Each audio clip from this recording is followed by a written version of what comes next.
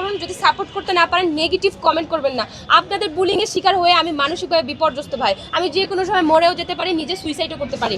কারণ আমি আজকে শিকার হয়ে আপনারা যেটা মানে প্রমাণ করতেছেন যে আমি নাকি জাহিদন্তকে ধর্ষণ করলাম, ভাই সে আমাকে ধর্ষণ করলো, উল্টা আপনারা এগুলো সরাচ্ছেন যে আমি নাকি স্বইচ্ছা এগুলো করছি। শোনেন, মিডিয়ার ট্রাপটা কিন্তু আপনারা অনেকেই জানেন। তো এখন আমি একজন পুরুষ মানুষ হয়ে আসলে মিডিয়া সম্পর্কে অনেক কিছু বলতে চাই না, যে একটা নতুন মানুষ যখন কারো কাছে যায় আর সেখানে আমাদের মিডিয়ার মানুষগুলো কীভাবে একটি মেয়েকে বা নতুন একটি মেয়েকে কী করে না করে, এটা আপনারা মিডিয়ার কম বেশিরও কিন্তু সবাই জানেন, কিন্তু সবাই সাহস নিয়ে সবাই সামনে আসে না। হয়তো সে সাহসটা শেষ পর্যায়ে যে করেছে, এবং সেখান থেকেও আমি তো বললাম যে সব কিছুরই কিন্তু একটা সমাধান আছে না ভাই?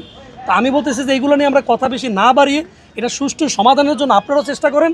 আর আমার পক্ষ থেকে আমি বারবার বলতেছি যে আমার পক্ষ থেকে সার্বিক সহযোগিতা থাকবে। কিন্তু অন্তু এবং অন্তুর পরিবার যদি আমাকে ভুল বুঝে থাকে তাহলে এটা বলার কিছু থাকবে না। এগুলো ভাই দাদার এখানে কোনো দোষ নেই, দাদা কিন্তু অনেকভাবে ফিরে আসুক, তার মধ্যে মনুষ্যত্ব জেগে উঠুক। সে কেন প্রেমের নাম করে কারো অনিচ্ছায় তার উপরে ফিজিক্যাল রিলেশন করবে, বা সে রাজি না হলে কেন তাকে মারধর করবে? এই অধিকার তো তাকে কেউ দেয়নি। আপনার এ তো মানসিকভাবে ডিপ্রেসড। ধরেন এত বুলিংয়ের কারণে একটি মেয়ে, আমি তো এখন টেনশনে কি আছে আমি আপনাদের বলি ভাই, এই মেয়েটি কিন্তু যে কোনো সময় কিন্তু আবার আত্মহত্যা কিন্তু করতে পারে। কারণ এই মেয়েটি বারবার কিন্তু খুবই এত ডিপ্রেশনে গেছে। আমি কিন্তু তাকে বলতেছি যে বাবা তুমি আবার এরকম কোনো অঘটন ঘটায় না, কারণ এত মানুষ যদি একটি মেয়েকে খালি দোষারোপ দেয়, বারবার যদি বুলিং করতে থাকে, তাহলে তো মেয়েটি বেঁচে থাকবে না। ভাই আমি যদি আজকে আত্মহত্যা করি, এই জাহিদন্তু এবং জাহিদন্তুর পরিবার দায়ী থাকবে, এবং আপনারা যে বুলিংকারী যে কমেন্টকারীরা আছে আপনারা দায়ী থাকবেন। কারণ একটা মানুষ, আমি এটা শিকার হয়েছি ভাই, আপনারা তো কেউ আমার নামে কথা বলতেছেন না, বারবার বলতেছেন প্রেম করছো, প্রেম করতে ভালো লাগছে, দুজনে মিলামেশা করতে খুব মজা পাইছে, এখন এসে দোষ দিচ্ছে একজনকে। তো যাই হোক ভাই, এখন যাই হোক, আমরা এটা ও হয়তো বুঝতেছে না বা ও মানসিকভাবে ডিপ্রেসড। তো আমি যেহেতু আপনাদের অনুরোধ করেছি, যদি এটা সুষ্ঠু সমাধান কোনোভাবে করা যায় সেই ব্যাপারে আমার সার্বিক সহযোগিতা থাকবে। শুধু আমি আপনাদের এতটুকু বললাম, মরে গেলে জাহিদন্তু দোষী থাকবে, আমি মরে যাওয়ার আগে লিখে যাব।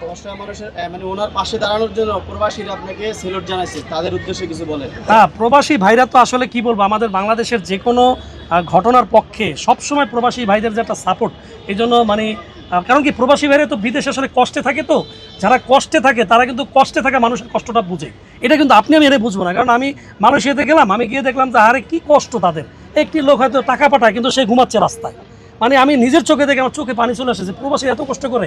কিন্তু আমরা কিন্তু কি করি, এই আমার ভাই মালয়েশিয়া থেকে, আমার ভাই অস্ট্রেলিয়া থেকে, আমরা কিন্তু এই প্রাউড ফিল করি, কিন্তু আমার ভাইটা কোথায় ঘুমায় কোথায় খায় এটা জানি। একজন সেলুট প্রবাসী ভাই, যে আপনারা আমাদের কষ্টের সময় যে আপনাদের কষ্টটা মিলিয়ে যে কষ্টের মানুষের পাশে থাকেন, এটার জন্য আপনাদের সেলুট। তো আপনারা যারা সাংবাদিক আছেন, আমি এদেরকে একটা কারণে ধন্যবাদ দিই যে আপনারা কিন্তু সে যেটা বলেছে আপনারা কিন্তু সেটাই প্রকাশ করেছেন।